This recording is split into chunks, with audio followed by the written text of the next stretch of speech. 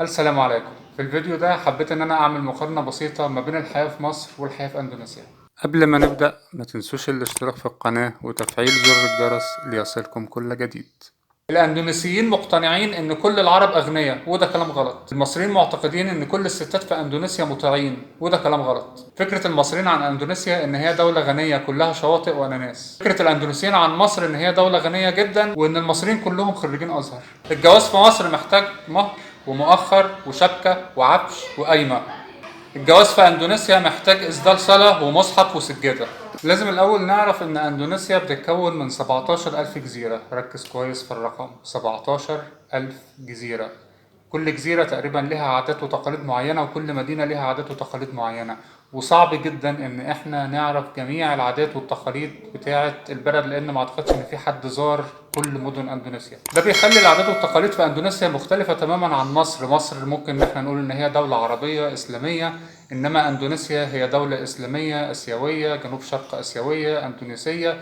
كل مدينة كانت مملكة زمان او كانت امبراطورية زمان، وكان ليها عاداتها وتقاليدها واللغة بتاعتها. يعني بمناسبة اللغة، مثلا المصريين بيتكلموا لغة عربية باللهجة مصرية، وداخل مصر في لهجات متعددة زي الفلاحي وزي الصعيدي. انما اي طفل اندونيسي بيتعلم لغتين: اللغة الاولانية اللي هي البهذا الاندونيسي اللي هي اللغة الرسمية في الدولة، واللغة التانية اللي هي اللغة المحلية اللي بيتعلمها في المدينة بتاعته. ركز في ان هي لغة، هم مش لهجات مختلفة، هم لغات مختلفة. حتى الشعار الرسمي بتاع اندونيسيا هو الوحدة في التنوع. الشعب المصري صوته عالي، اغلبنا بنتكلم بسرعة وبنستعمل ايدينا واحنا بنتكلم. الشعب الاندونيسي هادي، صوته واطي. في اغلب الاماكن الصوت العالي بيعتبر دليل على عدم احترام، وقليل قوي اللي بيستعمل ايده وهو بيتكلم. في مصر الفطار التقليدي بيكون عيش وجبنه وفول.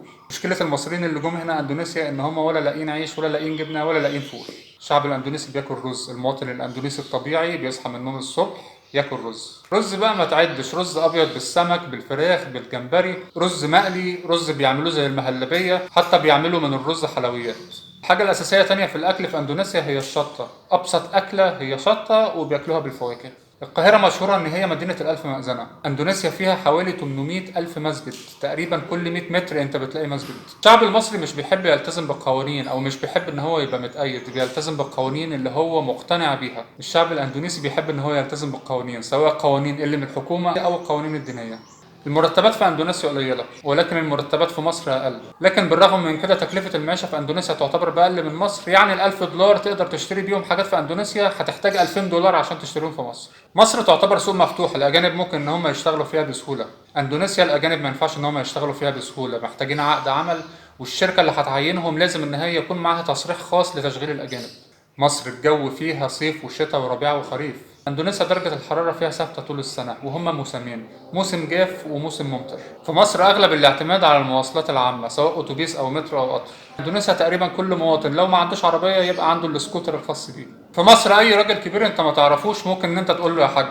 في اندونيسيا كلمة حج دي بتتقال للراجل اللي هو راح الحج فعلا، وبتتحط كلقب قبل اسمه. في مصر انت ممكن تنادي اخواتك واصحابك باسمهم. في اندونيسيا ما ينفعش ان انت تنادي حد باسمه، لازم ان انت تحط لقب قبل الاسم، واللقب ده بيكون مثلا حاجه زي اخويا الصغير، اختي الصغيره. المهم ان انت ما تناديش حد باسمه، ولازم تحط لقب الاول.